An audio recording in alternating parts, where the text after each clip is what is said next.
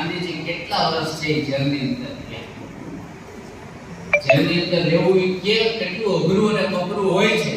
જે જેલની અંદર ગયા હોય એનો અનુભવ હોય એને જ ખબર હોય. એમણે એટલા વર્ષ કોના માટે? માત્ર ને માત્ર આપણા માટે, ભારતીયો માટે આટલા વર્ષ સુધી પોતે જેલની અંદર છે. એક જ સ્ત્રીનું એને દુઃખ જોયું અને એને છે શપથ લીધા કે હું આજીવન એક જ જે છે એ ધોતી કહીશ. અને એને છે ઠેક સુધી વસ્તુ સાર્થક કરી બતાવી. ગાંધીજી વિશે આવી ટિપ્પણી કરતા લોકોને ખબર નથી કે મહાત્મા ગાંધીજીનું અંગ્રેજી કેવું. મહાત્મા ગાંધી દક્ષિણ આફ્રિકાની અંદર જે છે એમણે પોતે વકીલાત કરી અને એ સમયના જે અંગ્રેજો જજ હોય એની આંખમાં આંખ નાખી અને અંગ્રેજીની અંદર ઈ પોતે છે આર્ગ્યુમેન્ટ કરતા. એને જ્યારે કિંગ જોર્જ પંચમ એને મળવા માટે જ્યારે બકિંગહામ પેલેસની અંદર ઇંગ્લેન્ડની અંદર બોલાવવામાં આવ્યા ત્યારે આ ગાંધીજી કે તમને ખબર છે કે કોઈ મોટા વ્યક્તિ અહીંયા આવતા હોય તો એના કેટલા બધા પ્રોટોકોલ હોય. એમ ત્યાંના પ્રોટોકોલ હતા. ગાંધીજીને આ રાજાને મળવા જવાનું હતું જોર્જ પંચમને. તો એને અગાઉથી જ કહી દીધું હતું તમારે ખાકી કલરનો અથવા તો આવા બ્લુ કલરનો કોટ પહેરીને આવવાનું રહેશે તો જ તમને અંદર પ્રવેશ મળશે. અને જ્યારે ગાંધીજી છે એ પોતે ગયા એક જ કોટડી અને હાથમાં લાકડી બીજું કશું જ નહીં. ત્યારે એમના પ્રત્યેક જઈને કામ કરો, ત્યાં રહો ને પાયાથી આરંભ કરો, કારણ કે મારું હૃદય એક ગામડામાં વસે છે. કોઈ પણ વ્યક્તિ ભણેલો હોય કે કોઈ અભણ હોય, કારીગર હોય કે ગમે એમની પાસે સલાહ લેવા જાય એટલે બાપુ એમ જ કહે કે તમે તમારા કામનો શુભારંભ છે એ ગામડાથી કરો તો જ તમારી આત્મા જે છે તમારો આભાર માનશે. બાપુએ જ્યારે વિદેશમાં રહીને વિદ્યાભ્યાસ કર્યો અને દક્ષિણ આફ્રિકામાં માનવી આંદોલનો ચલાવ્યા ત્યારે પણ આશ્રમ જીવનનો કે ટોલ્સ્ટોય આશ્રમ અને ફિનિક્સ આશ્રમની સ્થાપના કરી. કુદરતના કોળે એક થઈ અને પરિશ્રમ કરી સ્નેહ સંગથી જીવવાના પ્રયોગો આદરેલા હતા.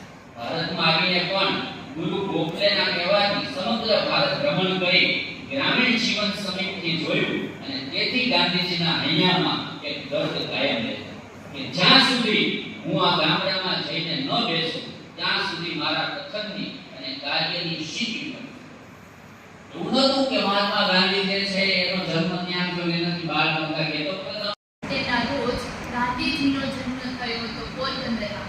તેમનું પૂરું નામ મોહનદાસ કરમચંદ ગાંધી હતું અને તેમની માતાનું નામ પુત્રીબાઈ હતું અને તેમની પત્નીનું નામ કસ્તુરબા હતું. સત્ય અહિંસાના સિદ્ધાંતો પર ચાલવાવાળા અને ભારતને આઝાદી દેવરાવનારા ગાંધીજીનો આજે જન્મદિવસ છે.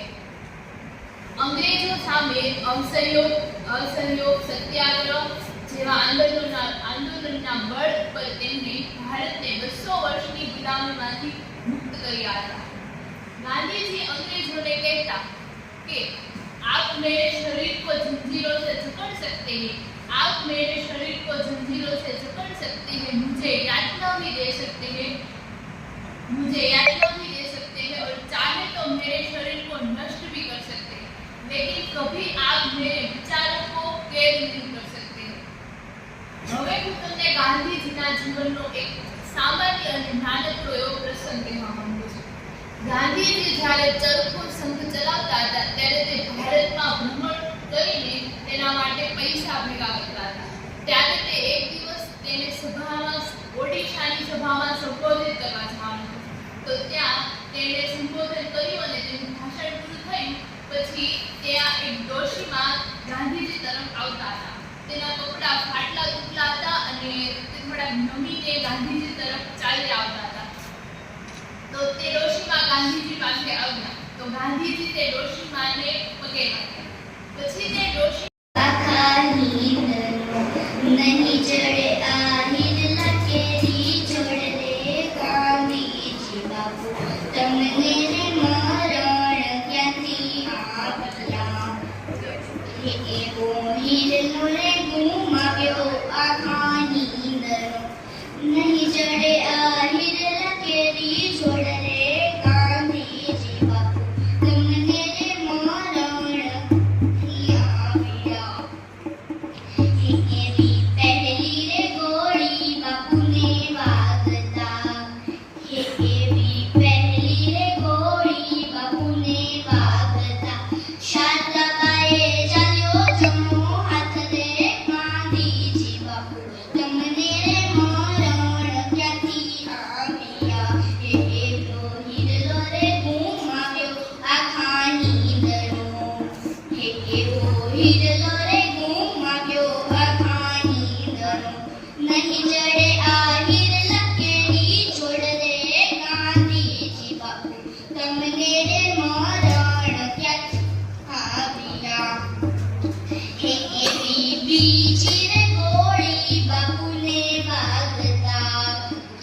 એવી બીજી રે ગોળી બાપુને વાગતા બાપુએ છોડી દીધો આખો દેશ રે ગાંધીજી બાપુ તમને રે મરણ ક્યાંથી આવ્યા એ એવો હિરલો રે ગુમાવ્યો આખાની નજર નહીં જડે આ હિરલા કેરી જોડ રે ગાંધીજી બાપુ તમને રે મરણ ક્યાંથી આવ્યા એવી ત્રીજી રે ગોળી બાપુને વાગતા એવી ત્રીજી રે ગોળી બાપુને વાગતા બાપુ થયા